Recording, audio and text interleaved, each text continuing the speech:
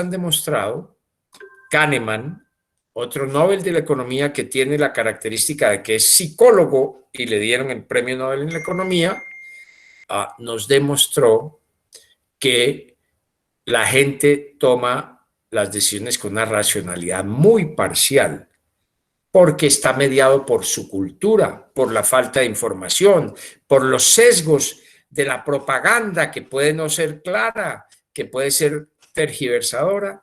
Entonces, la tercera cosa, que era la racionalidad total del consumidor, no es cierta.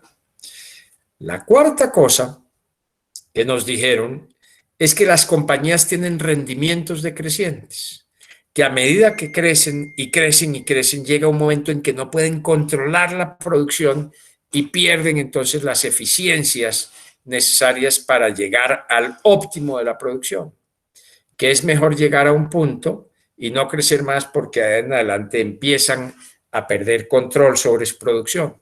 Pues bien, han demostrado que en vez de rendimientos decrecientes, hay rendimientos crecientes. Romer, Lucas, otros han demostrado eso, y eso es lo que está demostrando cómo las grandes compañías, por ejemplo, de automóviles, compran otras chiquitas, utilizan las patentes, y ahorita lo estamos viendo sin lugar a dudas con la vacuna. Con la vacuna vemos que unas cuantas están volviéndose súper billonarias en dólares, una cantidad impresionante, Moderna, AstraZeneca, entre ellos, pero que no tiene la humanidad la disponibilidad de las vacunas que se requieren. Estamos viendo que los países industrializados con más alto ingreso, prácticamente casi todo el mundo está vacunado. Lo que se necesita de masa para poder garantizar la inmunidad de rebaño está casi cercano a haberse conseguido, mientras que nuestros países están muy lejos de eso. Pero eso tiene una connotación nueva. Y es que antes, en el modelo neoclásico anterior, como la industria andaba a cierto ritmo, a cierta velocidad, los países más industrializados lograban avances tecnológicos muy altos y poco a poco esos avances tecnológicos iban llegando a los países más pobres. Entonces se decía que como los países pobres no tuvieron que invertir en todo ese conocimiento, en toda esa ciencia y tecnología, tarde que temprano el progreso iba llegando a los países menos industrializados, con menor ingreso, y que todo el mundo se beneficiaba, los demás pobres a menor costo, y finalmente se producía lo que se llama una convergencia, que los más pobres se acercan a los más ricos porque aprovechan todos los adelantos de los más ricos que les costaron mucha plata para desarrollarlos sin costo alguno, porque les va llegando mucho más barato sin que hayan invertido en ciencia y tecnología, y que entonces la diferencia de ingreso entre los más pobres y los más ricos disminuye por eso, porque les llegan todas las tecnologías, todos los nuevos conocimientos, todas las técnicas mucho más baratos, entonces no tienen que invertir en eso, y eso permite que aumenten su valor agregado de la producción, que aumenten su productividad sin que les haya costado tanto, y eso hace que se disminuya la diferencia del ingreso entre los países más pobres y los países más ricos. Eso era la teoría, pero la práctica ha demostrado exactamente lo contrario. Los pobres, cada vez más pobres, tienen, ciertamente la tecnología llega, pero no alcanzan a comprarla. O hay tanto tiempo que pasa entre que salga la tecnología y ellos la puedan acceder, que entonces son ya cada vez más pobres frente a los que van más adelante. Y eso es un problema serísimo, porque adicionalmente a eso, entonces los que se van quedando atrás recurren a la División Internacional de Trabajo actual, y es que solo pueden exportar materias primas, combustibles fósiles, petróleo, carbón, minería como la del oro, pero no pueden exportar ningún valor agregado. Entonces cada vez van siendo más pobres y lo único que les va quedando es seguir sacando los recursos. recursos que pueden ser minerales, petróleo y demás, pero también pueden ser recursos vivos de la biodiversidad y entonces empiezan a dañar la biodiversidad, a sacarla para ver cómo sobreviven y entonces se produce otra enorme pobreza y es la pobreza de los ecosistemas, el deterioro de los ecosistemas, el deterioro de la naturaleza y son más pobres. Habíamos dicho entonces que esa es la diferencia entre la teoría y la práctica. Esa es la diferencia entre suponer en un modelo que parecía muy interesante y la realidad. La realidad ahí en el terreno es que el mundo hoy vive 5 grandes retos y problemas. El primero, sin lugar a dudas, es el de la inequidad creciente entre los más ricos del mundo y el resto de la sociedad. Cuando eso pasa, un país al año logra un PIB, un Producto Interno Bruto per cápita, que digamos que son 100 pesos. Pero si hay unos que logran ganar más de esos 100 pesos, que antes solo se ganaban, por decir algo, 30 y hoy se ganan 40, entonces el resto tiene que repartirse no 70, sino 60. Y de ahí que los salarios, los ingresos del resto de la sociedad bajen. Y entonces siempre reclaman los que más tienen que los salarios son muy altos. Y ese es un problema muy serio porque entonces nos lleva a que descubramos también que en esas sociedades la naturaleza también sufre la plusvalía. La naturaleza también sufre que quieran sacarle más para ganar más y la desestabilicen. No le dejen su capacidad de reproducirse ni de ser resiliente. Resiliente es la capacidad de reponerse cuando ha habido un impacto. Y ahí sí entonces tenemos otro problema muy serio y es el problema que les narré de sobrepasar los límites de la naturaleza, la capacidad de carga de los ecosistemas.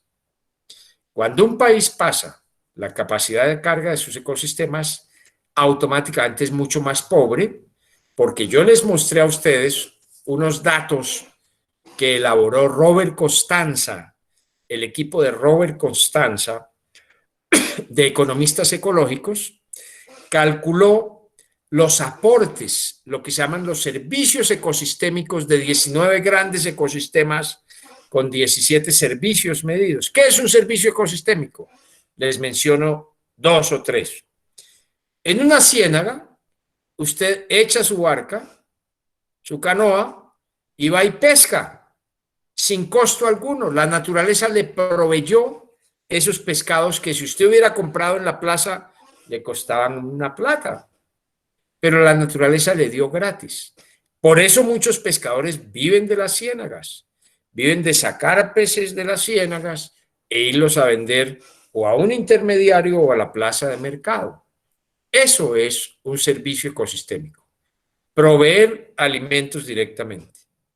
Pero adicionalmente, no se les olvide que las ciénagas, por ejemplo, Inbemar ha estudiado claramente qué aportan las ciénagas al año, qué aporta el manglar, una hectárea de manglar, y han calculado que aporta 600 millones de pesos en servicios ecosistémicos, porque el manglar tiene muchas funciones ecosistémicas. Una de ellas es que extrae nutrientes con las raíces y va formando más hojas. Esas hojas caen en el agua, se deshacen y son nutrientes importantísimos para toda la cadena alimenticia de peces, moluscos, crustáceos. Sin ese manglar no habría el alimento suficiente, pero ese manglar también es una estructura de contención del mar, de las mareas, es una magnífica estructura de disipación de la energía de las olas para aquietarlas un poco, para que no entre tanto el mar, y está también diseñado también que cuando baja la marea, cuando hay marea baja, entonces sale de la ciénaga el agua. Cuando hay marea alta, entra, pero el manglar solo deja entrar cierta cantidad. Quite usted el manglar y entraría mucho más agua.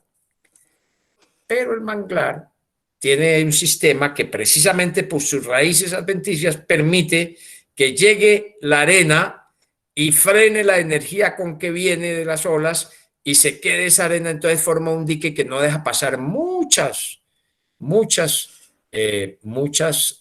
más agua, sino forma un dique temporal. Cuando se devuelve el agua porque la marea cambió, entonces sale esa arena, limpia esa arena y vuelve a funcionar. Eso no hay ninguna estructura producida por el hombre que pueda hacer eso tan bien hecho. Entonces regula las mareas. Lo que entra de agua refresca las ciénagas. En la India, en realidad en Bangladesh, un gobernador en uno de los departamentos costeros necesitaba plata para construir viviendas, para darle más salud a la gente, y se le ocurrió vender el manglar, vender la madera del manglar. Hubo varias compañías que les interesó porque el manglar, ustedes saben que tiene una propiedad y es que sumergido en el agua no se pudre. Entonces muchas compañías internacionales llegaron y se ganó una de eso y arrancó hasta las raíces del manglar. En los siguientes años, el mar centró como 350.000 hectáreas de cultivos de arroz fueron inundados y no salió porque se había depositado esos bancos de arena que entraron con mucha fuerza, pero la fuerza de salida no era tan grande, entonces no arrastró tanta arena y se quedó depositada mucha agua marina, que al evaporarse salinizó los suelos, dañó los cultivos, dañó los suelos también y hubo unas pérdidas gigantescas. Entonces, desesperados por esa situación, dijeron, tenemos que hacer unos diques para no dejar que el agua del mar entre, e inventaron, yo no sé si ustedes se acuerdan, un juego que se llamaba el jazz, no sé, que usted tiraba una pelotica al aire y recogía varias piecitas. Las mujeres jugaban más que nosotros los hombres, pero a mí me gustaba jugar y jugábamos en el barrio cuando éramos pequeños, jazz. ¿Sí se acuerdan o no del jazz? ¿O ustedes aquí en el Caribe no jugaban jazz? Son muy refinados. Nosotros ahí en Bogotá. Claro que sí, profe, claro que sí Indira, jugábamos jazz. Rafa sí jugaba. Bueno, Indira sí jugaba o no. Sí, Indira. sí, Claro que señor, sí, profe. acá es un juego Sí, también. profe, ¿qué se jugaba? Ah, bueno, y jugaban. Bueno, yo jugaba Sí, jazz y hacíamos competencias y todo eso. Era interesante. Eso se llaman octápodos. Bueno, se inventaron unos octápodos de concreto y demás para hacer barreras contra el mar y no sirvieron porque fue peor. Se entraba el agua del mar y después eso sirvió de barrera para que no saliera tanta como antes. Y entonces peor, se aposó ahí, dañó más el suelo y con la evaporación quedaron unas capas de sal brutales y dañaron muchos cultivos y demás. Esas tierras no sirvieron durante mucho tiempo. Para echarles el cuento corto, tuvieron que quitar todas esas construcciones de concreto y volver a sembrar manglar. Tuvieron que sembrar miles de hectáreas de manglar de nuevo para que se restituyera esos servicios ecosistémicos. Yo les contaba que en el estudio de Robert Constanza encontraron, mientras que toda la humanidad produjo 75 trillones de dólares en el año 2007, la naturaleza, al calcular los servicios ecosistémicos, produjo entre 125 y 145 trillones de dólares. El doble. Dejemos que la naturaleza funcione bien. Regeneremos los ecosistemas. Restituyamos los flujos para que veamos cómo podemos obtener más recursos con menos esfuerzo, con menos sacrificio, con menos recursos. Indira se salió cuando yo pregunté lo del jazz. Seguramente Indira nunca jugó con jazz. Ahora se volvió a ir. Esa Indira, Dios mío. Bueno, entonces queda claro que el mejor negocio que podemos hacer es proteger los ecosistemas, es saberlos usar con cuidado, es proteger esas ciénagas, dejar que operen bien, reclamarle al gobierno central que el río Magdalena nos está aportando demasiados sedimentos que no dejan operar bien a las ciénagas, que necesitamos que con la plata de las regalías, con la plata del impuesto al carbono, nos den unas partidas muy importantes para garantizar el mantenimiento de los canales, de los caños que llegan a las ciénagas. Muy importante que le llegue a Pajarales, que le llegue a todo el complejo de las ciénagas de Grande del Magdalena, de Santa Marta, todo eso. Y todas las del departamento del Magdalena, desde Caño Schiller para abajo. Es fundamental porque eso además funciona como un complejo marino estuarino muy interesante, de altísima productividad, que le hemos golpeado muchísimo. Entonces, no se nos olvide que el primer principio de un nuevo modelo de desarrollo es dejar a los ecosistemas que funcionen, es permitirles y regenerarlos para que funcionen como ellos funcionaban. Esa es la primera estrategia contra el cambio climático, porque el enorme problema que estamos viviendo de cambio climático se explica por varias razones. Una de las razones, especialmente en los países más industrializados, es el consumo de petróleo y de carbón. ¿Por qué? Porque ahí hay muchas más industrias. Y obviamente el consumo de combustibles en los vehículos, porque hay un tráfico impresionante de vehículos, grandes autopistas, la gente vive lejos de su fábrica, porque ese modelo urbano se implantó porque las fábricas eran muy contaminantes. Entonces, entre más plática tuviera usted, más lejos se iba. Y por eso había que tener carro, varios carros. Y por eso Ford le dio a sus empleados, a cada uno carro, les financió sus carros para que tuvieran el orgullo de tener carro y de vivir en las afueras, en los suburbios. Es que todo modelo económico se asocia también a un modelo territorial. Y eso es muy importante tenerlo presente, porque en el caso colombiano, el principal aporte de gases de efecto invernadero que contribuyen al cambio climático no es el transporte, no es la generación de energía eléctrica, es el sector agropecuario y forestal. El 55% de la emisión de gases de efecto invernadero es por una ganadería extensiva muy amplia en Colombia. 40 millones de hectáreas tenemos aproximadamente en ganadería, y deberían ser solo 10 a 12, de 10 a 12 deberían ser, porque nosotros tenemos como modelo de control territorial tumbar bosque y poner ganado, que es fácil que el mismo ganado se alimente y vaya engordando y demás, y no tengamos que estar todos los días viendo a ver si el cultivo le dio alguna peste, alguna cosa. El ganado es más fácil en ese sentido, pero es muy poco productivo. Hay regiones en el país en donde tradicionalmente solo se han logrado tener 0,4 a 0,5 reses, media res por hectárea, es decir, 2 hectáreas por res. Pero gracias al conocimiento, gracias a invertir un poquito en ciencia, tecnología e innovación, el CIPAF, que es un centro de investigación en el Valle del Cauca de sistemas rurales sostenibles, y otros como Agrosavia, como la Universidad Nacional, han investigado y han encontrado que se puede pasar de 0,4 reses por hectárea a 2,2 reses por hectárea en la zona del Caribe seco. Hay otros que han encontrado que de alrededor de 0,6 reses por hectárea pueden subir a más de eso, casi a 5,5 reses por hectárea. ¿Por qué pueden hacerlo? Porque observaron minuciosamente cómo funciona la selva, porque estudiaron las diferentes capas vegetales que hay en la selva y entonces la imitaron.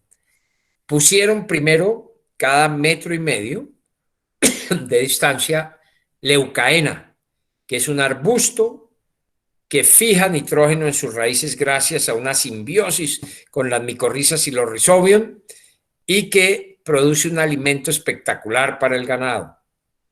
Crece muy rápido, le da sombra al ganado, entonces el ganado transpira menos y logra crecer más rápidamente. Pero igualmente la leche es espectacular, 5 veces mejor en grasas, en sólidos suspendidos, en sólidos totales. Es espectacularmente mejor la leche del ganado que ha pasado por los sistemas agrosilvopastoriles que el ganado que crece en la ganadería extensiva.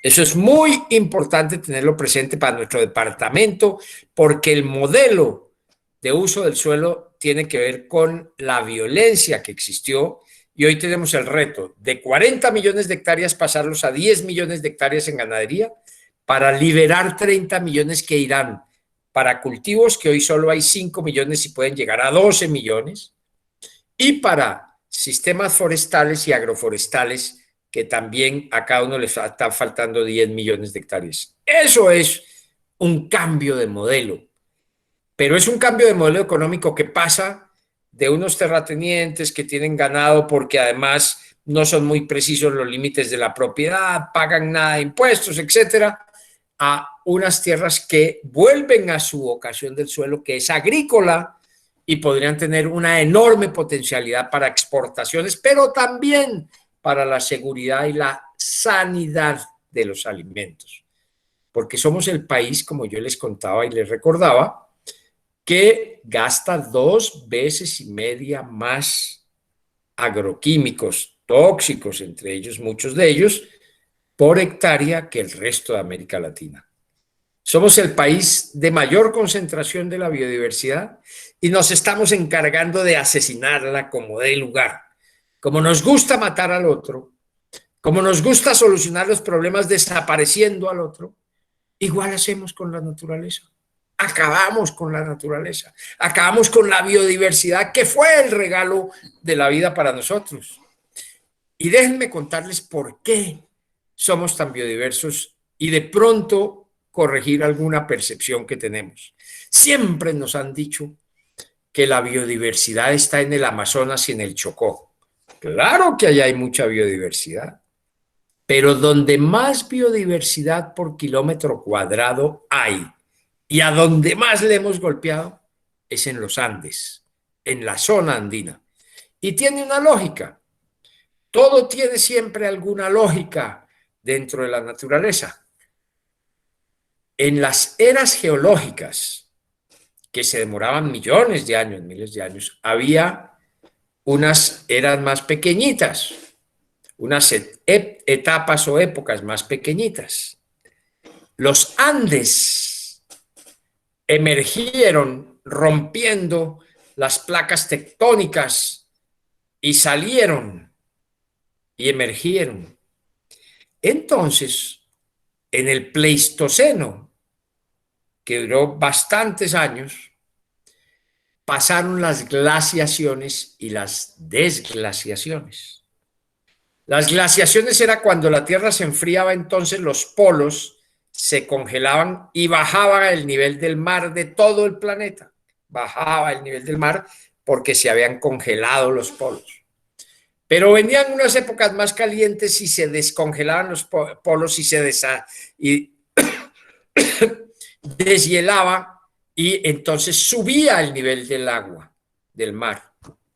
Pues bien, cuando subía el nivel del mar, se inundaban todo el Chocó y toda la Amazonia. Entonces los animales corrían hacia las cordilleras de los Andes a refugiarse, a no hundirse, a no ahogarse. Se refugiaban en los Andes. Pero los Andes eran irregulares. Entonces los vientos alisios venían y le pegaban a unas zonas más fuerte y a otras menos fuerte. Y dependiendo de la altura sobre el nivel del mar, cada metro, cada 100 metros, hay un grado de diferencia de temperatura. Cada 100 metros, un grado de diferencia. Dicen que cada 80, pero cada 100 metros más o menos. Entonces, primero la irregularidad permitía refugios, nichos, pequeños microecosistemas en donde llegaban las especies y algunas se quedaban ahí, otras seguían para otro lado, y ellas se fueron adaptando y crearon variedades. Incluso nuevas especies pueden haberse dado ahí. Pero es muy interesante de que precisamente por la diversidad orográfica de los Andes se dieron especies maravillosas. Hay un punto entre la serranía de la Macarena y la cordillera oriental, el río Duda, el río Guayabero, por ahí están, que es el punto de mayor biodiversidad. Es el punto G, por decirlo así, de la naturaleza. La naturaleza, hay una mujer fantástica y maravillosa, Rita Levi Montalcini, que fue una científica que se ganó muchos premios, y ella decía que mientras que los hombres van a la naturaleza y le extraen cosas, la mujer, en cambio, hablaba con la naturaleza, habla con la naturaleza, porque ese es un diálogo de mujeres. La mujer no va con sentido extractivo de sacarle, sino de utilizar de manera diferente la naturaleza. Y eso es muy interesante. Yo concedo que tenemos una oportunidad muy grande de replantear el modelo de desarrollo si además le permitimos a las mujeres que jueguen un papel muy importante, y por eso les mencionaba algunas mujeres muy importantes. Por ejemplo, ya mencioné una, Kate Raworth. Kate Raworth es la de la rosquilla, la economía de la rosquilla, en la que fácilmente lo que nos dice es: señores, la economía neoclásica está profundamente equivocada cuando dice que se puede consumir, que se puede producir infinitamente y botarle basura al planeta. No, no es cierto. El planeta es limitado. La teoría económica neoclásica está equivocada porque piensa que puede ser ilimitado todo lo que se haga, y el planeta es limitado. Primera condición. Otra mujer fantástica nos dijo: ah, sí, señores, ustedes inventaron ahora los objetivos de desarrollo sostenible, que son muy válidos cuando se tocan cada uno. Acabar el hambre del mundo, que todo el mundo tenga acceso al agua potable, que la energía que se utilice, todos puedan tener energía, pero que además sea limpia. ¿Quién va a contradecir eso? ¿Quién va a contradecir que hay que elevar la productividad y la competitividad? Nadie. ¿Quién va a decir que no a los asentamientos humanos mejores, más sostenibles? Nadie puede decir eso. Sin embargo, ella tomó la información de esos parámetros, de los 17 objetivos del desarrollo sostenible, y tomó la información de 135 países durante los últimos 40 años, cogió para cada uno de los objetivos cuál era el indicador más claro. Me explico: que no haya hambre en el mundo, entonces, que no haya pobreza, más pobreza en el mundo. Entonces, el indicador es personas que obtienen menos de $1.25 al día. Algunos calcularon que con $1.25 uno no se muere de hambre y puede sobrevivir. Hay otros que pensamos que es muy poquito, lo que sea, pero cogió esos indicadores y los corrió en un método estadístico que se llama análisis de componentes principales, y oh sorpresa, ese método, como ustedes lo vieron, se los mostré, si todo está bien, todas las flechas van para un lado, para la izquierda o la derecha, pero si hay unas flechas de las 17 que ella probó, que son para este lado, y 13 van para este lado, o 14, y 3 dieron para el otro lado, ahí hay problemas. Eso quiere decir que el modelo no está bien, no está funcionando bien. Yo les conté que el símil de eso es que usted coja y hay un carro varado y le amarran lazos a cada una de las esquinas del carro. Si todos los lazos no están para el mismo lado tirando, va a ser muy difícil que el carro se mueva. Si en cambio todos los lazos tiran para el mismo lado, pues se mueve el carro. Pero si cada lazo está tirando para su lado, hay unos en sentido contrario, el carro no se mueve. Es eso. El ejercicio que ella hizo es muy complicado matemáticamente, pero muy sencillo estadísticamente para verlo. Todas las 17 flechas debían haber ido para un mismo lado para que hubiera verdaderamente desarrollo sostenible, y se encontró con que 14 flechas vienen para un lado y 3 para otro lado. Pero las 3 flechas que van para el otro lado, que significan que para que 14 funcionen bien hay que sacrificar y dañar 3, las 3 fueron los océanos, el bienestar de los océanos, el bienestar de los suelos y las emisiones de CO2 que aumentarían. Entonces se pregunta uno, ¿cuál puede ser el futuro con los objetivos de desarrollo sostenible siendo contradictorios? Tenemos que cambiar el modelo de desarrollo para que esa flecha que va para el otro lado se tuerza y vaya para este lado. Y eso también hice yo en Colombia. Yo en Colombia me di 5 riquezas que deben existir en cada uno de los municipios. Es una visión del desarrollo diferente a la que se ha hecho hasta el momento, que siempre nos decía, no, es que desarrollo es PIB per cápita. Si sube el PIB es Producto Interno Bruto. ¿Qué es el Producto Interno Bruto? Pues es la suma de lo que se produce en las fábricas, de lo que se vende en el comercio, en cada tienda, en el supermercado, lo que generaron y ganaron los bancos, todo sumado hasta los arriendos, es el PIB de un país al año. Y eso se divide por el número de habitantes y dice, Colombia tuvo $6.500 per cápita, cuando muy claramente sabemos que en el cuarto o quinto país de desigualdad en el mundo, hay unos que ganan mucho y unos muy poquito y unos nada. Pero usted hace un promedio y todos quedan como bien, $6.500. Pero eso no es cierto. Se necesitan medidas diferentes. Entonces, Naciones Unidas propuso el Índice de Desarrollo Humano, que coge salud, educación y poder adquisitivo. Y otros propusieron otra cosa, pero yo me encontré que todos tenían sesgos o limitaciones o eran muy parciales, y entonces quise aportar un nuevo índice que se llama el Índice de Desarrollo Territorial Sustentable. Y ese índice mide 5 riquezas que deben trabajar unidas. Ustedes se acuerdan el esquemita que yo les presenté de las 5 riquezas. Ustedes tienen la presentación, ¿cierto? ¿No tienen la presentación? ¿No tienen? ¿Aló? ¿Sí me están oyendo? Al grupo no la han mandado. ¡Uy! Yo está escuchando, no está viendo la diapositiva. Ahorita no, pero yo se las mandé. Yo se las mandé, ¿no? ¿No la recibieron? ¿Mario la tiene? ¿Tú la tienes, cierto, Mario? Yo en PDF. Un PDF. Yo se lo mandé a todo el mundo. ¿Mirta la tiene también?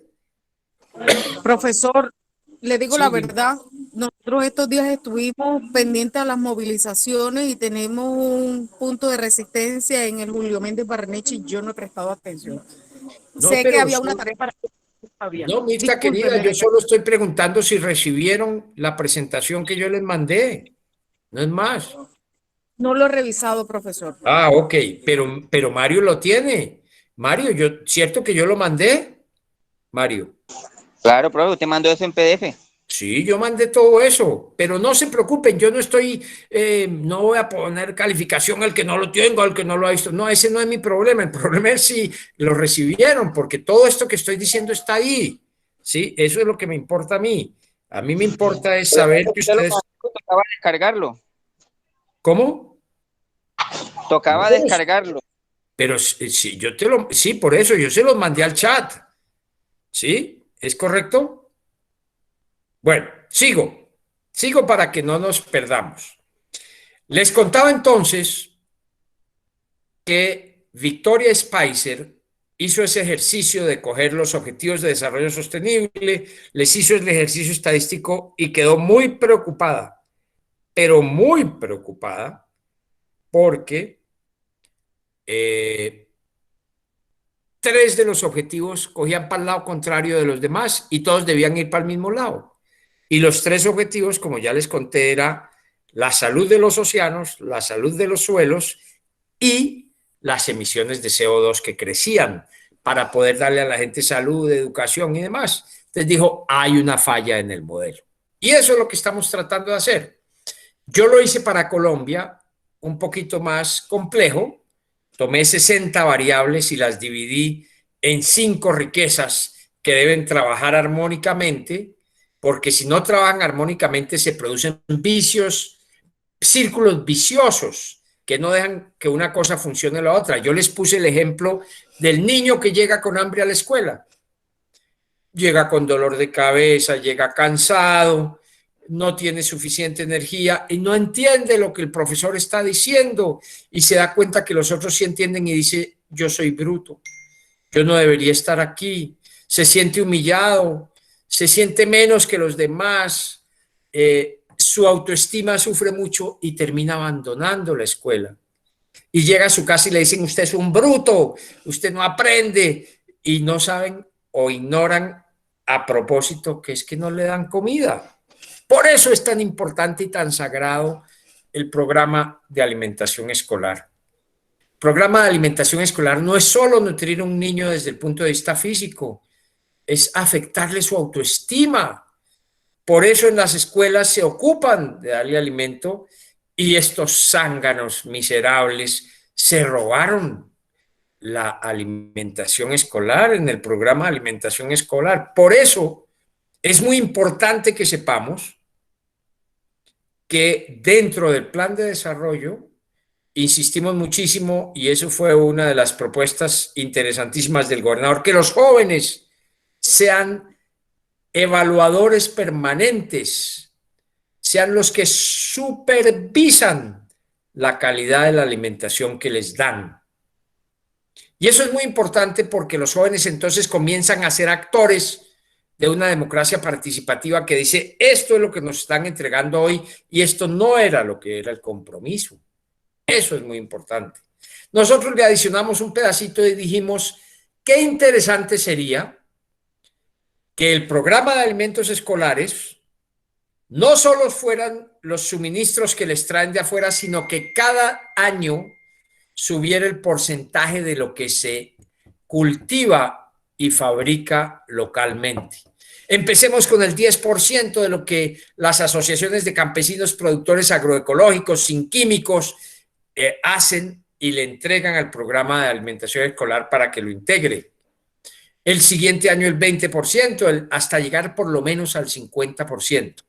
Entonces, no es solo que los jóvenes supervisen, tomen fotografías con sus celulares, los que tengan, del alimento que les entregaron, a ver si cumple o no diariamente y lo manden a un sitio para que sea el sitio de evaluación, sino también unos acuerdos para que gradualmente los productores locales empiecen a suministrar parte de los planes de alimentación escolar. Yo estuve en el Guainía y los indígenas en una escuela que quedaba al lado del río y que pedían pescar fácilmente 25 diferentes especies de peces, estaban siendo alimentados con sardinas y atún traídas de otras partes del Ecuador y demás por los contratistas de alimentación escolar. ¿Les parece eso bien a ustedes?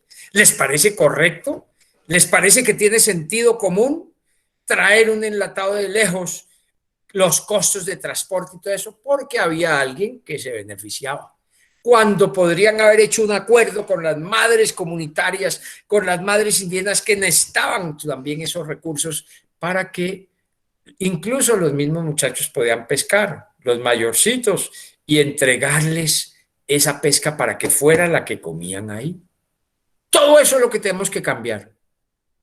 Tenemos que volver al sentido común. Y el modelo que yo construí de 5 riquezas, ante todo, es basado en el sentido común.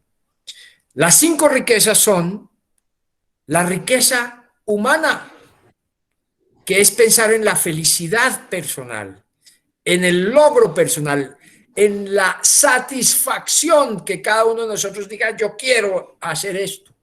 Y por eso medíamos ahí el índice de pobreza multidimensional, era una de las variables que se medía. El otro era ciertamente otros índices importantes como el de nutrición, como 2 que logramos medir, que son unos índices que tienen que ver con la solidaridad, que tienen que ver con algo que cada día más tenemos que tener en cuenta en el nuevo modelo que se llama la empatía. Empatía es pensar en el otro un poquito, Es esa solidaridad que nace simplemente decir, a mí no me gustaría estar viviendo esa circunstancia, ¿cómo le puedo ayudar? Entonces pudimos medir en un índice la aceptación de los desplazados. Y otro índice nos permitió medir la atractividad por las oportunidades. Entonces, un municipio en el cual haya mejor educación, mejor salud, mejores posibilidades de trabajo, es más atractivo que otro que no las tenga. Y además, si ese municipio es amable, acogedor, recibe a los que llegan con mucha dificultad porque vienen absolutamente sin nada de lo que les pertenecía, porque los amenazaron, están huyendo, y es capaz de recibirlos, ese municipio es mejor. Tiene más riqueza humana. No les quepa la menor duda que todas esas cosas son importantes. Son las 8 de la noche, 7:58. Voy a seguir hablando de las otras 4 riquezas a las 8:10, pero les recuerdo que las 5 riquezas son la riqueza humana, que es la de brindarle las mínimas condiciones, como les mencioné, de Amartya Sen, desarrollo como libertad, a cada persona para que se pueda desarrollar, para que sea su propio agente de su felicidad y de su satisfacción. Nadie puede hacer lo que nosotros no hagamos por nosotros mismos, pero el Estado sí tiene que garantizarle las mínimas condiciones. Y termino recordándoles que Amartya Sen nos habló de 5 condiciones. Primero, libertad del hambre y de la ignorancia. El Estado tiene que buscar de alguna manera que siempre tengamos la posibilidad de alimentarnos el alma, la mente y el cuerpo. Pero también necesitamos la libertad de sentirnos sin amenazas, de que no estemos mirando hacia atrás todo el tiempo a ver si nos van a matar, y la libertad de que todos seamos iguales ante la justicia. Esas son muy importantes. La libertad de tener empleo y de poder hacer negocios es también fundamental. Es el derecho individual a buscar los ingresos correctamente, con ética, porque ya mencioné lo de la justicia. Hay otra libertad que es muy importante y es la de opinar y elegir. Fundamental, ¿sí? Fundamental. Apareció Santrich, acabo de ver, Henry, no el otro Santrich. Bueno, entonces, y me falta otra libertad, que es ser libres. La de ignorancia. ¿Ah? ¿Cuál? La de La ignorancia. libertad No de mencioné ignorancia. ya esa, la de ser ignorantes, la de la educación es fundamental. Y hoy, más que nunca, los jóvenes rurales están sintiéndose tremendamente más lejos que los otros porque no tienen acceso a la energía, al Internet. Si nosotros que tenemos algunos medios tenemos a veces dificultades, ellos tienen mucho más. Voy a parar aquí, los espero en 10 minutos. ¿Ok? Nos vemos en 10 minutos. Un abrazo. Sí, señor. Bueno.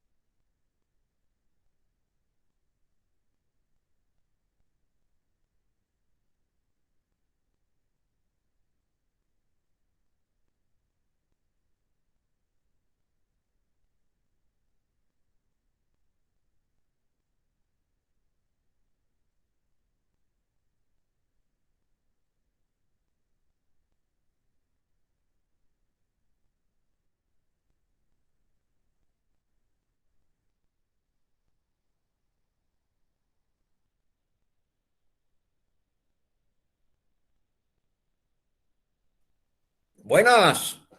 Ya llegamos. Buenas, yo también ya llegué. Yo, profe. Aquí estamos. Bueno, Listo, profe. Listo, profe. Profe, antes de empezarla nuevamente, el tema del que usted habló ahorita del PDF, que es un Excel, es el mismo que están enviando ahora al grupo. Le dice, pues yo creo que, pero yo me aseguro y se los vuelvo a mandar hablando ahora en un ahorita. momentico. Yo les vuelvo a mandar un PDF Bueno, listo. que incluso creo que le metí un par de cositas nuevas. ¿Ok? Bueno, entonces, Sí, pues aquí está mandando ¿cómo?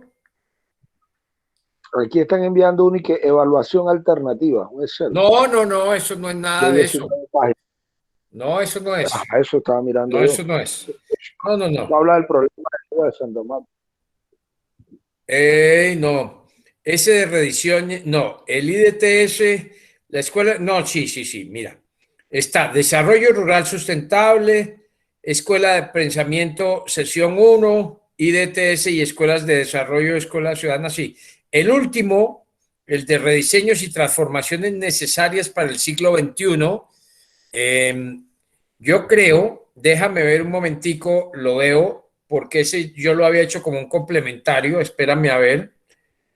Eso fue una presentación.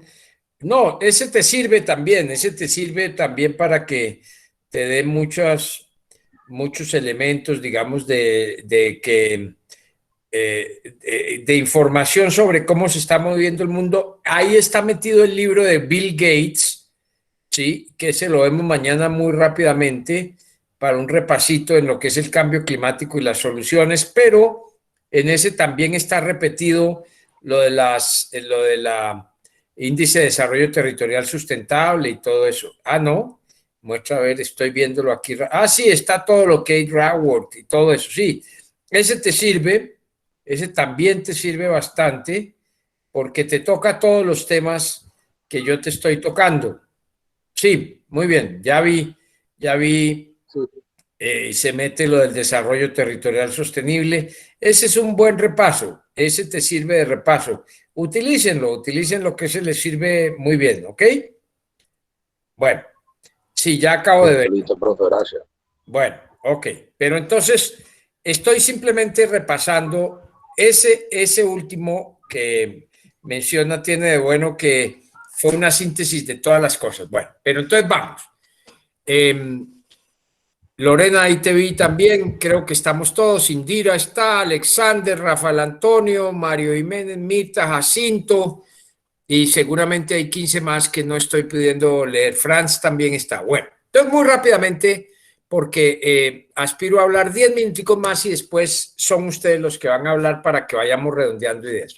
Entonces les decía que había 5 riquezas en este nuevo modelo de cómo interpretar el desarrollo en un territorio, la sustentabilidad del desarrollo en un territorio, 5 riquezas que deben estar ligadas entre ellas. La riqueza humana, que busca la felicidad y satisfacción de la persona. En esa juega muy importante papel la educación. Y yo les había prometido a ustedes una grafiquita que no estoy encontrando en la presentación, pero por eso les voy a volver a mandar con esa grafiquita y otra que ya también tengo vista, que se llaman las 8 inteligencias múltiples. En la escuela, en el colegio y en la universidad, la educación convencional solo nos ha entrenado en 2 o 3, pero nosotros tenemos 8 inteligencias múltiples que son muy importantes. Y aquí, antes de seguir con los 5 riquezas, voy a especializarme en el tema de la educación un momentico, que es dentro de la riqueza humana. Educación es diferente a ciencia, tecnología e innovación, porque la educación puede darse sin que haya ciencia, tecnología e innovación, un poco en ese sentido. Pero la educación requiere hoy que seamos capaces de proveerle al joven, a la joven, al niño, a la niña, un crecimiento balanceado de sus 8 inteligencias. Hay un señor Gardner que habló de las 8 inteligencias y a mí me ha parecido interesante haciéndole algunos ajustes. Primera inteligencia, ciertamente la inteligencia lógica matemática, la de ver las proporciones, las relaciones, 2 más 2 porque es 4, de cómo un triángulo pues tiene 2 catetos, todo. Es decir, la comprensión matemática es muy importante por el sentido de las proporciones, las multiplicaciones, las divisiones, todo eso le permite a uno concebir el mundo mejor de manera más lógica. Ese es muy importante. Pero otra muy importante es de la expresión hablada y escrita. Ahí es donde juegan los idiomas, pero algunos colegios dicen, no, es que somos el 70% de las clases la damos en inglés. Entonces dan la historia de Colombia en inglés, la geografía de Colombia en inglés. Hágame el favor. No, no. La mejor garantía de que un joven o muchacha joven se pueda expresar mejor es que en su propio idioma entienda su territorio, su historia. Es fundamental. No podemos hacer exageraciones en todo eso. La mejor forma de que un joven pueda aprender un segundo lenguaje es que aprenda el primero muy bien. Pero no es aprendiendo que el pluscuamperfecto, sino que aprenda en la práctica a leer de manera crítica. Julián de Subiría ha hablado sobre eso. Que tenga educación de contexto quiere decir que entienda su contexto y que sepa expresarse muy bien hacia el futuro. Va a ser muy necesario por el trabajo en equipo. Entonces, la segunda inteligencia es la inteligencia de la expresión hablada y escrita. La tercera inteligencia es la inteligencia musical y artística. Es fundamental. La musical tiene unas ventajas grandes. Si tienen hijitos, o ustedes todavía, yo a esta edad, 64 años, estoy reaprendiendo a tocar guitarra y otras cosas. A esta edad, no importa. Ay, pero ¿ya para qué? ¿Cómo así que ya para qué? Que para divertirse, para sentirse más alegre, para poder comprender otras formas de expresión. Valiosa. Entonces, la tercera inteligencia es la musical y artística. La cuarta inteligencia es la inteligencia espacial geográfica. Eso quiere decir entender el medio físico en que se está moviendo, cuál es la orientación, hacia dónde hay, tener el sentido de las relaciones y proporciones espaciales es fundamental. Ahí la geografía, la historia juegan un papel muy importante. Pero hay otra que se llama la inteligencia intrapersonal, que es la de su serenidad, la del autocontrol, la de la satisfacción personal con usted mismo. Yo ya les conté que el niñito que llega a la escuela malnutrido y no puede entender, los papás lo miran. Allá está pegado a la cama, es un culo desordenado. Rafa, apaga el micrófono. Bueno, entonces seguimos. Entonces, Profe, inteligencia ¿cómo? la inteligencia intrapersonal, la de adentro de sí mismo. Yo ahorita más tarde les mando la grafiquita porque es muy importante. La inteligencia intrapersonal hoy más que nunca es fundamental. Mi hijito de 5 años es un hombre primoroso, pero es bravo a veces. Es bravo y hace reacciones muy fuertes, entonces hay que decirle respira profundo. Piensa que no conviene que tú le pegues a la gente, no. Ten control, ten un poco más de control. Es muy importante reflexionar sobre uno mismo y lograr la serenidad. Esa es valiosísima hacia el futuro, porque el futuro que ya es presente está cambiando permanentemente y nosotros tenemos que conservar la calma. Construir esa calma es muy importante para nuestras vidas. La música ayuda mucho, sin lugar a dudas. La música, pero cuando digo la música es no solo oírla, sino practicar la música. Han dicho que da mucha serenidad, pero igualmente han demostrado que el niño que sabe música, no por oído, sino por nota musical, saca mejores notas, por ejemplo, en matemáticas, porque ha adquirido una disciplina adicional, secuencial, cadencial, que le permite ir entendiendo cómo se desarrollan procesos. Hay otra inteligencia fuera de la intrapersonal, que es la interpersonal. La llaman la emocional, pero la emocional reúne varias. La inteligencia intrapersonal es saber del otro, preocuparse del otro, tener empatía, comunicarse con el otro, respetar al otro, promover el otro, sin celos, sin envidias, alegrarse del otro. Nosotros no podemos ser sin nosotros. Nosotros somos, han dicho, animales sociales. Bueno, somos animales, lo sabemos claramente, y somos seres sociales, elementos sociales. La sociedad define muchísimo nuestra interacción con los otros, define muchísimo nuestra propia felicidad. Eso en la escuela hay que mejorarlo más. Por eso las campañas contra el matoneo son importantes, para entender que todos tenemos que tener unos límites respecto a la relación con los otros. La otra es la relación, la inteligencia de la relación con la naturaleza. Nos enseñaron mal en la Iglesia Católica cuando nos dijeron el hombre es superior y tiene que gobernar a la naturaleza y someterla y utilizarla para su propio beneficio. Cuidado.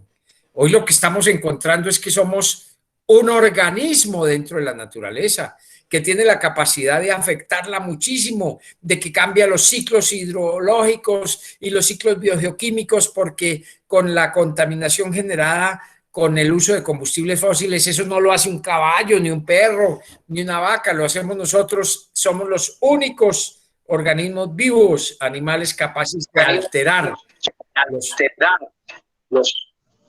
¿Qué pasó, Fernando? ¿Ibas a decir algo? Fernando Fidel Medina Martínez. Qué curioso, un nombre que tiene 2 Fs y 2 Ms. FFMM. Bueno, sigo. Entonces, No, nada, profe. el animal humano es el único en la naturaleza que es capaz de cambiar los ciclos biogeoquímicos, y ya llegamos a afectarlos a tal punto que generamos el cambio climático, que estamos acabando con la biodiversidad, que estamos contaminando enormemente el aire y el agua. Brutal. 6ª parte de las muertes que se producen anualmente son por la contaminación del agua y del aire. Entonces, tengamos muy presente eso, porque hemos generado hasta ese límite.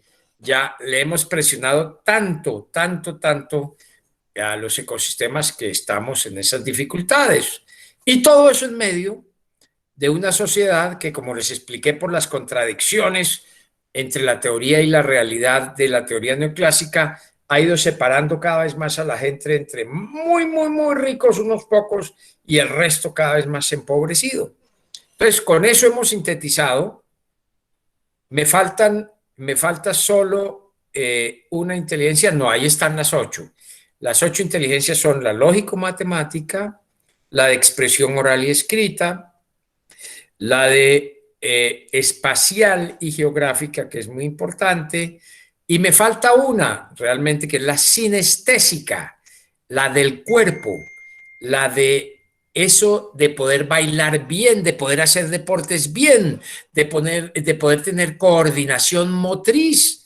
Eso es muy importante, hay que desarrollarlo. En la medida en que usted desarrolla eso, también desarrolla el cerebro. Los hemisferios del cerebro son muy importantes. El ejercicio, mente sana en cuerpo sana, tiene mucho sentido. Entonces, eso también es las 8 inteligencias, y un buen sistema educativo debe lograr que crezcan esas 8 inteligencias de manera armónica, para que una persona sea mucho más serena, mucho más sensata, sea una persona sin odios y pasiones. Hay que hacer que esas 8 inteligencias crezcan balanceadas. Eso es un esfuerzo muy grande de la educación, y es el que tenemos que hacer hacia el futuro con mucho más ahínco porque el planeta lo requiere urgentemente. Entonces, ha habido esa anotación sobre la educación que es parte de la riqueza humana. Quisiera pasar a la otra riqueza, que es la riqueza intelectual. Es la capacidad de interpretar lo que vemos, de interpretar la materia, de interpretar la energía, de interpretar la biodiversidad, de interpretar al otro y la cultura. La inteligencia o la riqueza intelectual además tiene hoy tres grandes fuentes. Una ciertamente es la científica académica, la que viene de las universidades, pero otra viene de las empresas. Las empresas desarrollan secretos industriales, patentes y demás, pero también la misma cultura de cómo hacen cada pieza, de cada instrumento, de cómo utilizan la maquinaria, de cómo reemplazaron o modificar una maquinaria por otra para poder sacar ciertas cosas. Eso, ahí hay mucho conocimiento.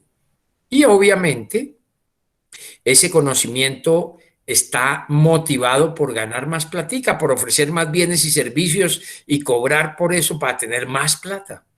Si eso es ético, si no se le va la mano, como está pasando en las vacunas, que es brutal las ganancias feroces que han logrado y no estamos teniendo suficientemente vacunas para los pobres, eso es muy importante tenerlo presente. Ese conocimiento, mientras que el conocimiento científico académico es por el orgullo de entregar más conocimiento al resto de la humanidad y para que salga en revistas y sea famoso y demás por su conocimiento.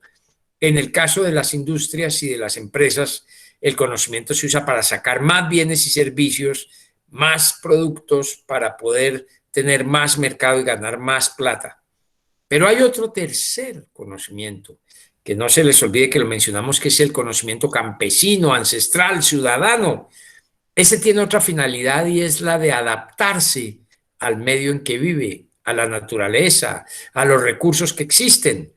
Entonces, esos tres hay que lograrles diálogo de saberes, porque si un territorio no tiene riqueza intelectual, inteligencia territorial, no puede surgir como otros territorios. En el Magdalena necesitamos fortalecer a la universidad, pero también proponerle que estudie cosas más concretas todavía sobre lo que puede hacerse en el Magdalena. Me refiero a qué, cómo vamos a cambiar el modelo de ganadería extensiva por sistemas agrosilvopastoriles que les expliqué y mostré cifras, cómo vamos a revertir el conflicto de usos del suelo que hoy tiene 50% del departamento metido en ganadería extensiva y debería ser solo el 9% en ganadería, que no debería ser extensiva, sino sistemas agrosilvopastoriles como se los mencioné. La agricultura no debería ser química únicamente, tenemos que tener agricultura biológica, agroecología. Incluso a los indígenas les gusta mucho lo que se llama la agricultura biodinámica porque tiene en cuenta los ciclos de la luna y del sol, para cuándo sembrar y cosas por el estilo.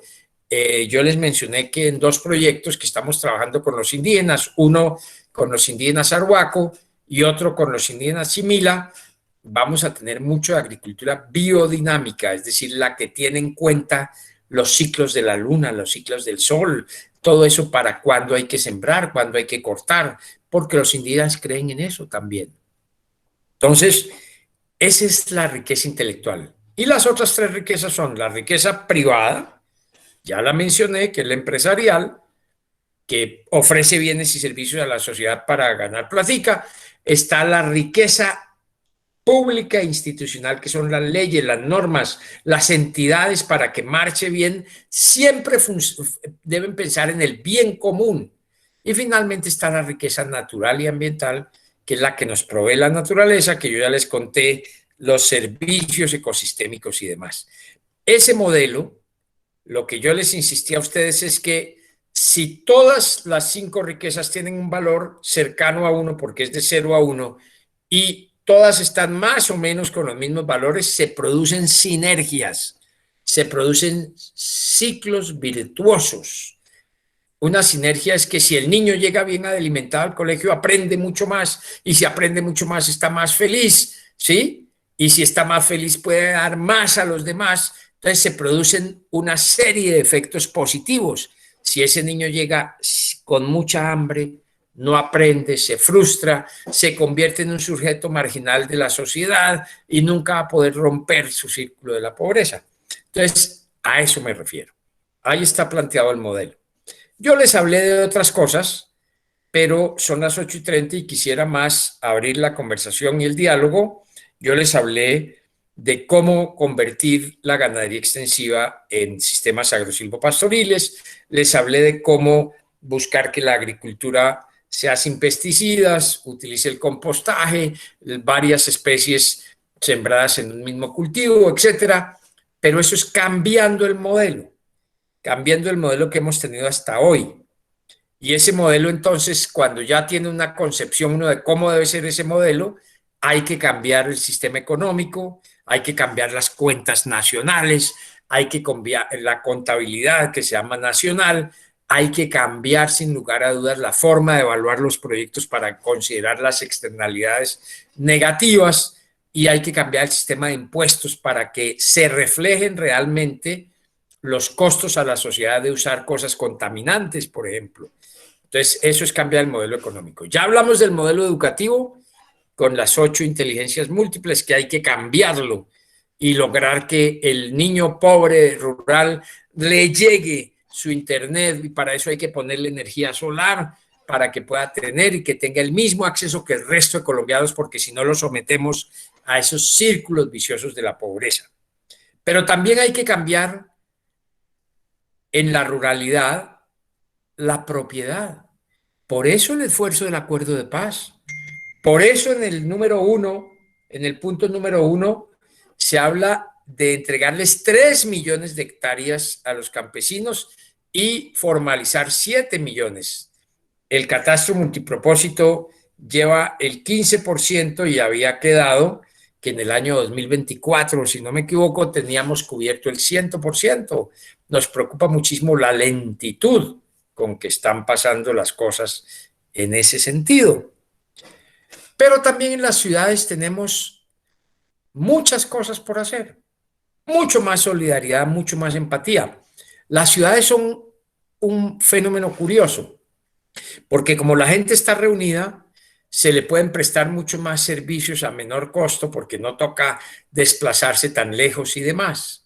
Entonces, primera condición de la sociedad que está apareciendo con mucha forma es que todos los ciudadanos puedan tener acceso en la misma distancia o muy cercana la distancia para todos o el tiempo que gastan en llegar a un sitio. Y por eso se están proponiendo en el mundo las ciudades de 15 minutos o de 30 minutos. ¿Qué quiere decir eso? Que cualquier ciudadano desde donde esté, en el barrio que esté, si quiere ir a un servicio médico, no pase de media hora su tiempo de llegar hasta allá y que haya los medios para llegar hasta allá, especialmente si son caminando o si es en bicicleta, todavía mejor. Por eso se llama ciudades dentro de las ciudades, que cada núcleo tenga todas sus cositas, bancos, droguerías, colegios, gimnasios, parques, etcétera, y todos estén dentro de los 15 a 30 minutos de distancia caminando. Eso es muy importante. Digamos, ese es un punto crítico. Igualmente que haya suficientes bicirrutas, bicicletas también, que rápidamente usted alquile y puede llegar de un sitio a otro. Lo cierto es que hoy con los adelantos tecnológicos ya tenemos el carro eléctrico entrando con mucha fuerza y se avecina con mucha fuerza también el automóvil autónomo. ¿Qué quiere decir automóvil autónomo y eléctrico? Pues que es un automóvil que no tiene conductor y se avecina a unas velocidades extraordinarias. Y en ciudades como la nuestra, en el momento en que tuviéramos automóviles autónomos y eléctricos, usted puede programar que venga a recogerlo como si fuera un Uber, que son los carros que lo traen y lo llevan a uno, pero sin conductor, y él, con los computadores funcionando, rediseña la ruta de tal manera que usted recoja a 2 personas más o 3 personas, nadie pierda tiempo y lleguen muy rápidamente a los sitios y le va a costar menos porque va a compartir con otros. Pero todo eso además tiene otra cosa impresionante. ¿Cómo les parece que el 50% de las ciudades actuales son los parqueaderos del área de las ciudades actuales? Son los parqueaderos. Las vías que ocupan principalmente son solo los carros y las estaciones de gasolina. Está comprobado que el 50% de el área de las ciudades puede estar representado en las áreas de parqueaderos. Me refiero a esos centros comerciales gigantescos que ya no necesitarían esos áreas tan grandes porque llegarían los carros, dejarían a la persona y seguirían, no se quedarían porque están en constante movimiento los autónomos eléctricos. Entonces, eso sería fantástico porque liberaríamos mucha cantidad de suelo urbano que haría que se bajaran los precios, pudiera entrar mucha gente, pudieran construirse multiestratos, porque uno de los grandes problemas de las ciudades hoy es que están segmentadas. Aquí están los bancos, aquí están las industrias contaminantes, las casas de los más ricos están afuera, en los suburbios, lejos de la contaminación, pero los pobres mucho más cerca de las fábricas, contaminándose y demás, pero todo segregado. Hacia el futuro vamos a tener modelos muy diferentes, sin segregación. Eso es importante. Tenemos que interpretar bien cómo viene el futuro, porque el futuro, ante todo, tiene mucho, ciertamente, de complejidad. La complejidad no es mala per se, puede ser buena, pero si hay incertidumbre, no sabemos qué va a pasar, eso es fundamental. Hay una enorme velocidad de cambio y finalmente hay ansiedad, especialmente por parte de los jóvenes y más, por ejemplo, en esta época del COVID. Entonces, necesitamos tener mucho cuidado de cómo afrontamos las cosas. Por eso la educación bien hecha, teniendo en cuenta las 8 inteligencias múltiples, podría darnos muchas pistas de gente que se adapta mucho mejor, ¿cierto?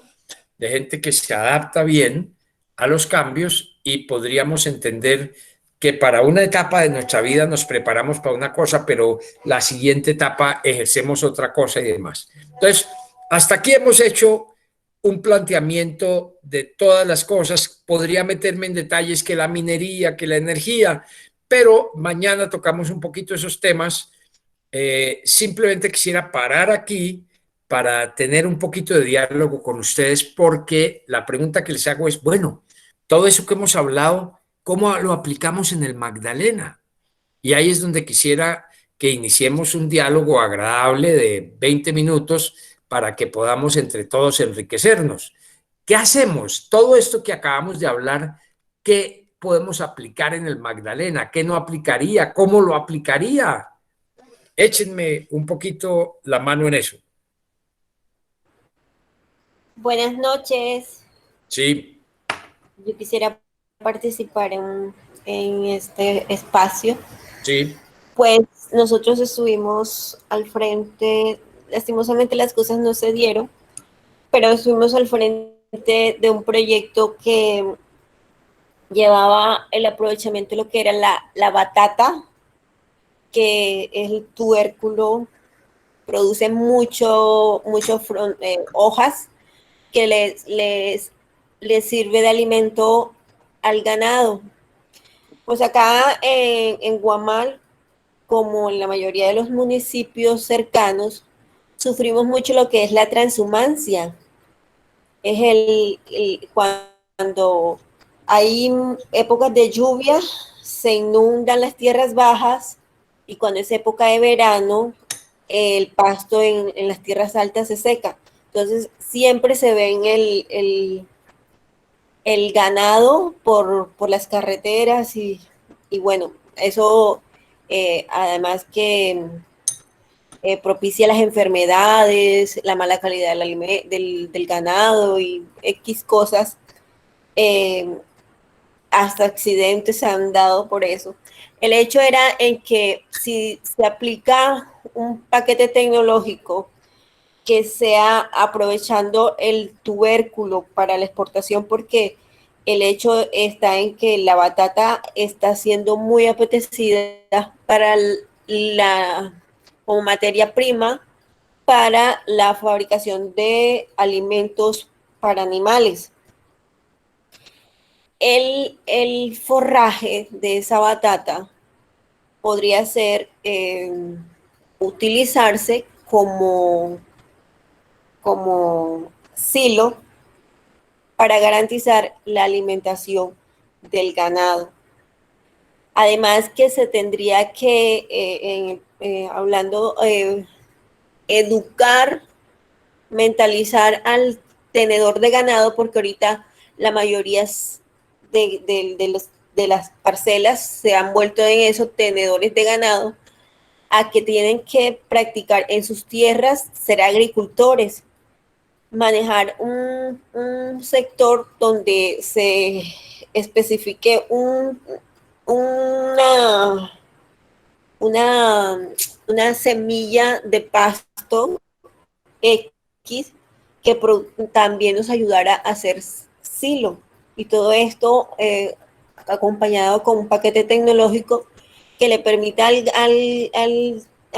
dueño del ganado o al tenedor de ganado no utilizar todo ese poconón de tierras y poner las tierras a producir ya sea maíz, la misma batata o pastos, sí, pero eso tendría que ser con el paquete tecnológico bien organizado.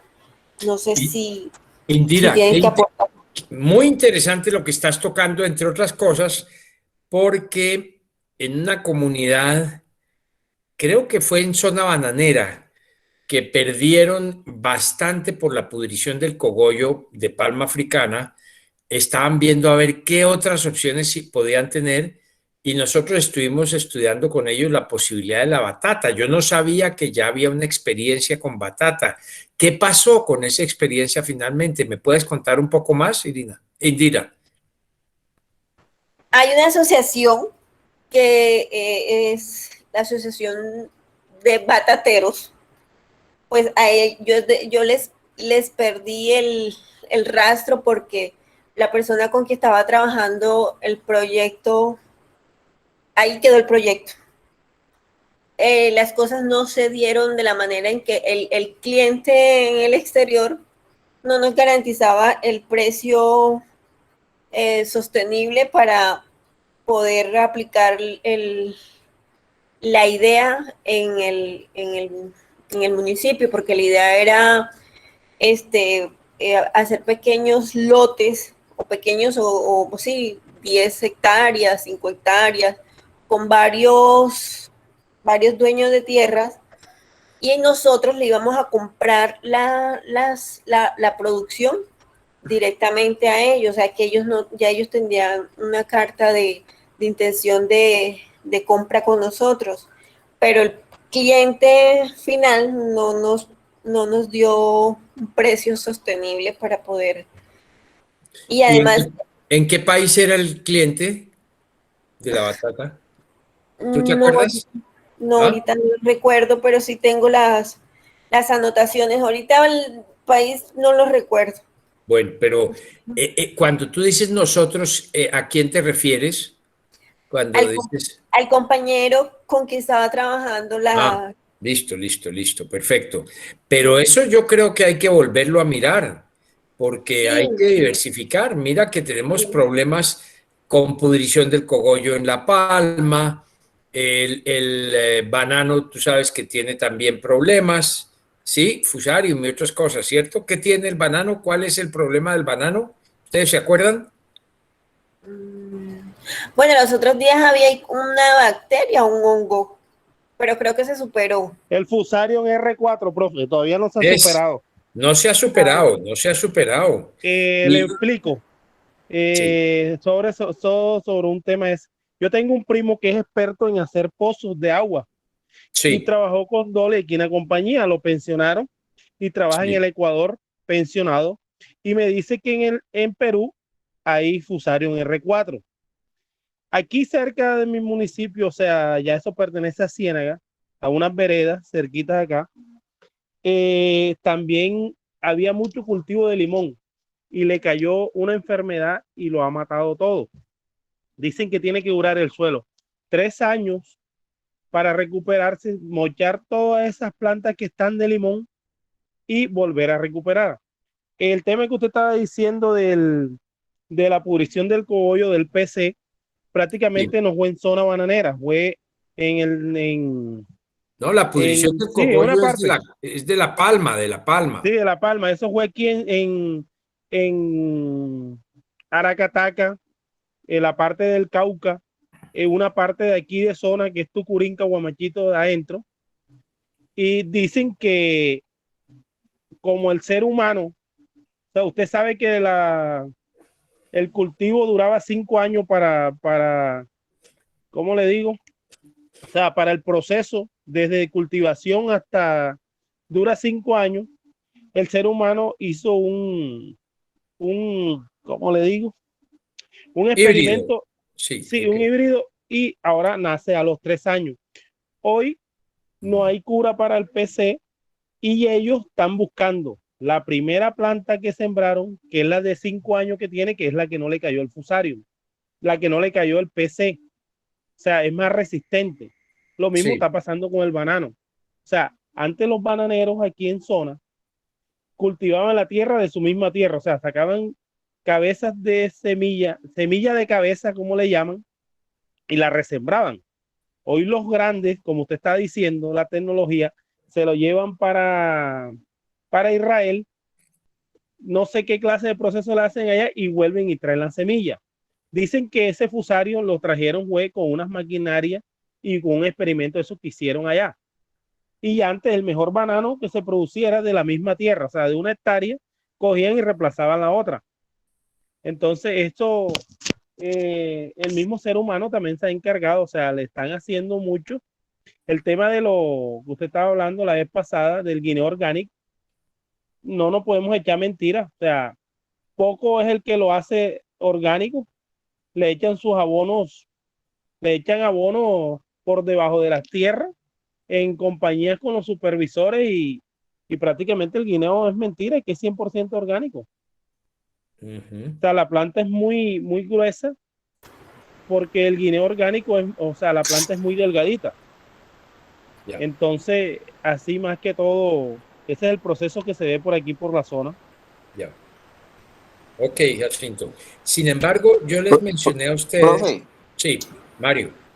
yo pienso que lo que está en peligro es el campesino rural, el campesino que no tiene, no está tecnificado, que es el 90% de la población de nuestra región, que no está tecnificado, que vive de los cultivos originarios de nuestra tierra, los cultivos ancestrales, que están siendo contaminados por muchas enfermedades que están trayendo de otros países, que es la industria agroquímica, la industria de pesticidas y fungicidas que vienen del exterior, que ellos crean enfermedades para inocularla por medio del aire, por medio de muchas acciones para que los cultivos originales de la tierra se vayan enfermando y la gente los vaya cambiando por cultivos genéticamente manipulados que están previamente acordados con los gobiernos.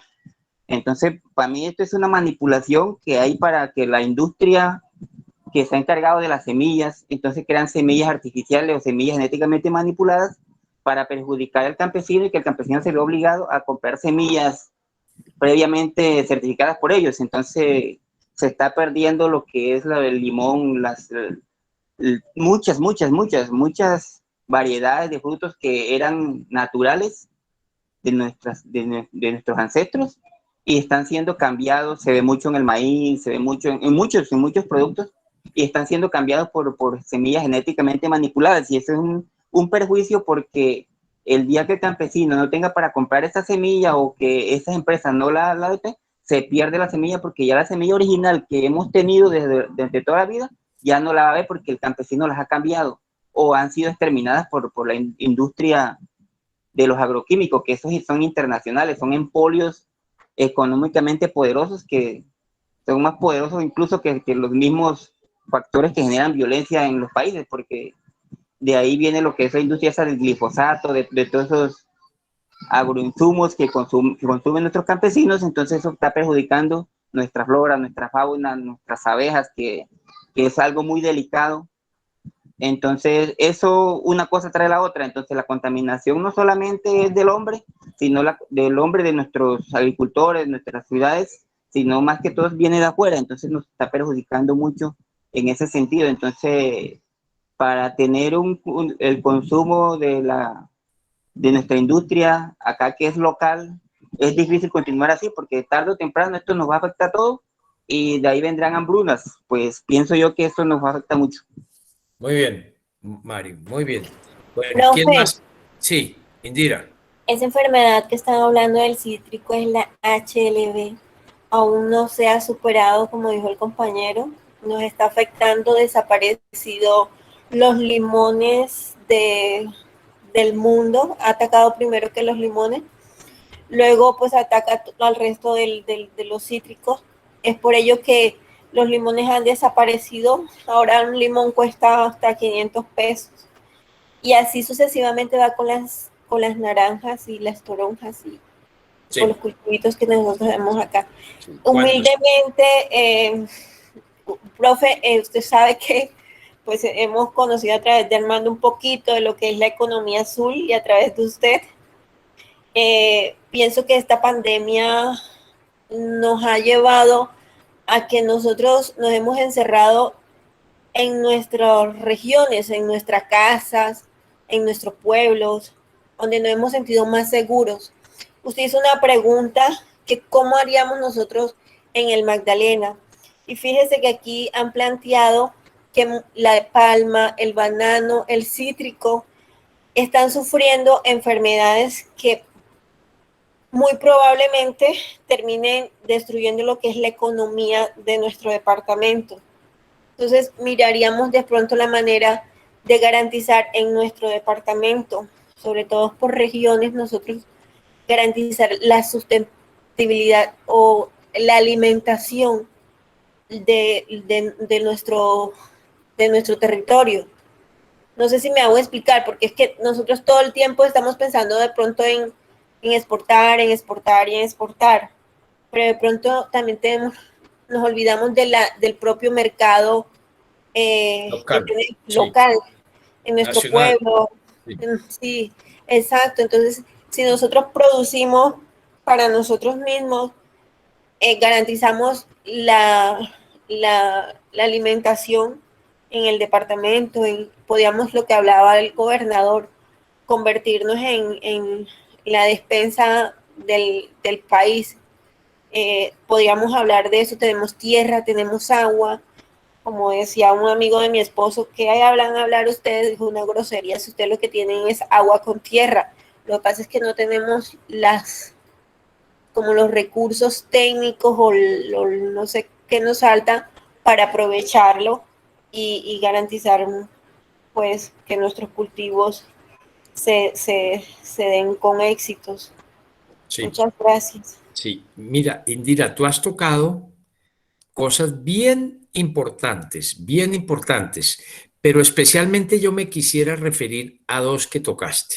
Una, la de ustedes lo que tienen es agua con tierra. Bueno, Sí, sí. En parte él tiene la razón, pero en parte no. Magdalena, es decir, el porcentaje del Magdalena que es humedales, ciénagas, todo eso, es mayor que la gran mayoría de departamentos del país.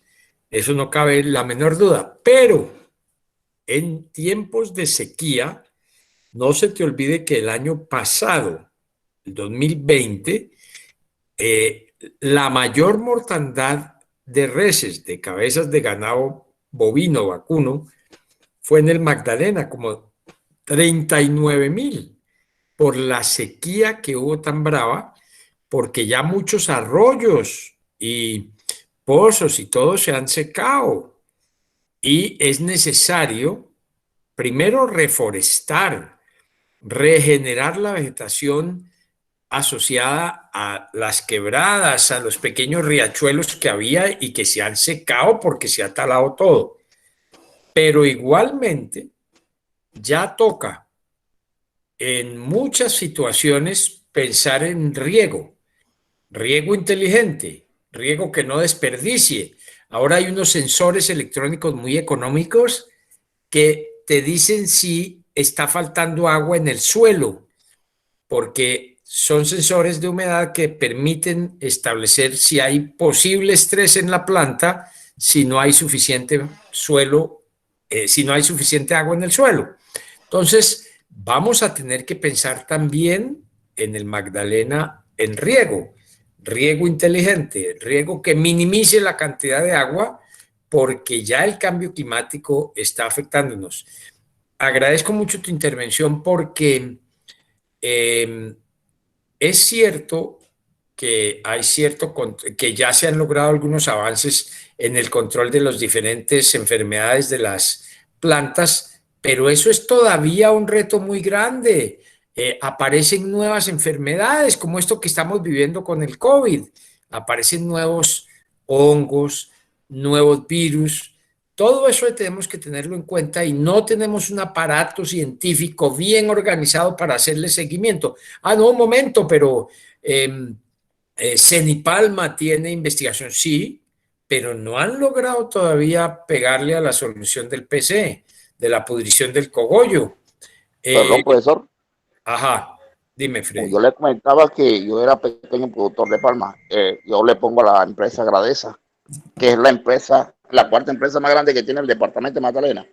Entonces, ellos nos abrieron en una partida.